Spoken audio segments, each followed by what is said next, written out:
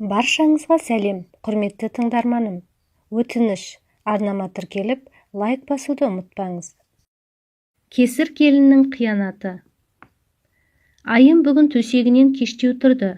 Соңғы кезде осы бір-екі бөлмелі үйде жалғыз тұрғалы түні бойы ұйықтап та қарық қылмайтын. Күндіз далаға шығып, көрші-көлеммен кәкір-шүкір әңгіме айтып уақыт өткізеді. Ең қиыны түн мезгілі. Өткен күндерін ойша ғана електен өткізіп, бір күрсініп қойып, көрпесін көктеп отыра береді. Айым 5 ағайын деді. Сол 5 баланың екіншісі болды. Әкесі өмірден ерте кетті. Ағасы колхоз жұмысымен, жетім балалар мен жесір анасын асырау үшін күні-түні еңбек етті. Айым да қылтиып қыз болғалы өзінше өлең жазатын, алғашқы махаббат сезімдерде бой көтере бастады. Сүйген жігітін әскерге шығарып салып, мектеп бітіріп, ауылда совхоздың қара жұмысына қала берді. Армандары көп еді. Алматыға барып, журналистикаға түсу басты арман еді. Дегенмен қысқа жіп күрмеуге келмей, айым жүрегіндегі армандарын совхоздың сауыншылығына айырбастап, бір күнде сауыншы боп шыға келді.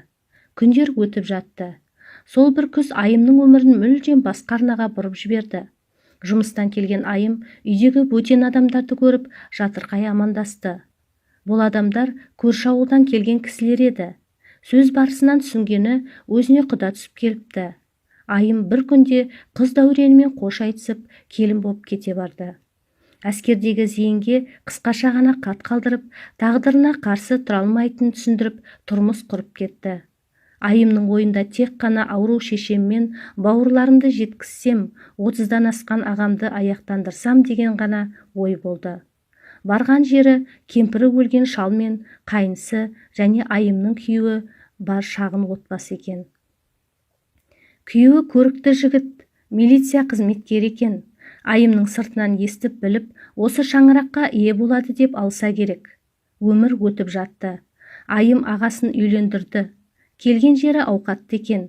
Ауру шеше мен бауырларына көмектесіп те тұрды. Айымның тағдырының ауыр сәттері басталған еді. Себебі күйеуі қызықты сырттан іздейтін адам еді. Айымның барлық қуанышы да, өмірінің мәні де балалар еді. Сырт көзге бақытты боп көрінгенімен, өмірі сүреңсіз өтіп жатты. Күйеуі ерсін алақандай ауылда ауыздыға сөз салып, көрікті әйелдердің соры болды. Ең сорақысы соңғы уақытта ішімдікке де әуестеніп кеткен еді. Үйге келіп, себепсізден айымды таяққа жығатын. Келініне араша түскен кәрі әкесі мен інісіне де жауласып алды. Ерсіннің қызметтік дәурені көп алысқа бармай, ішімдікпен жеңіл жүрісінің кесірінен қызметтен қуылып, басқа бір жерге қоныс аударды. Кезінде милиция қызметкері болған Ерсін бір күнде қойшы боп шыға келді. Айымның балалары өзіне қолғанат болатын жасқа да жеткен.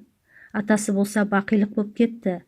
Ерсін бәрібір сол ащы суын тастамады.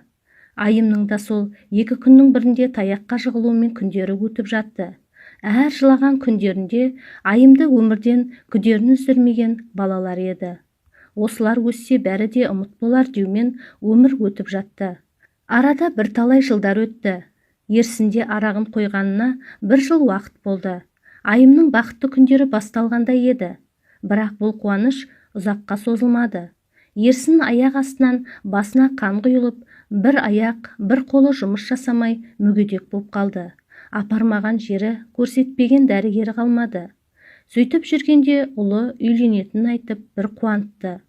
Түнімен қиялға берілген айым келіннің түрін, ол келгендегі қарым-қатынасты бәрін ой елегінен өткізіп, сөйлей алмай қалған Ерсінге қуанышын айтумен болды.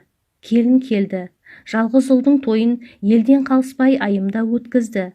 Мейірімге толы жүрегі, қосағы, балаларының әкесі Ерсіннің тойда бір ауыз тілек айталмағанына іштей қынжылып, көз жасын сүртіп, айымда тойды өткізді. Бір кездегі айымның өмірін өксітіп, талай таяғымен денесінде із қалған Ерсін, бұл күнде жас балаша жаутаңдап, айымды іздейтін. Себебі оның ымына бұл үйде ешкімде түсінбейтін. Айымның көргеннен көрмегені көп екен. Жалғыз келін қиялындағыдай болмады. Сұлулықты үйіп төгіп берген жаратқан бұл келінге мінезді де берген екен.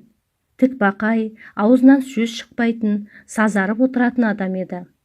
Жалғыз ұлы да жайменен әйелдің айтқанына көне берді. Тұрмысқа кеткен қыздары келсе де, жеңгелерінің мінезін біліп көп аялдамайтын. Дүниеге немересі келді. Баласы мен келіні атын өздері қойды. Сонда да ештеңе айтпай, жаны немересінің үстінде еді. 48 жасында мүгедек болған ерсін 6 жыл жатып өмірден озды. Заманның аласапыран болып жатқан кезі.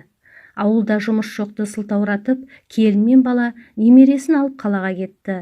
Айымда ауылда көп отырмай, бар жиған тергенін сатып, қалаға келіп, үй алып, келін баласымен бірге тұра бастады. Бәрібір кесір келінге жақпады.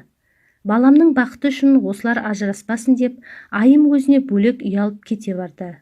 Бір кезде, анашым, мен сені өмір бойы бағамын, сені жылатпаймын деген жалғыз ұл, әдемі келіншегінен шыға алмады.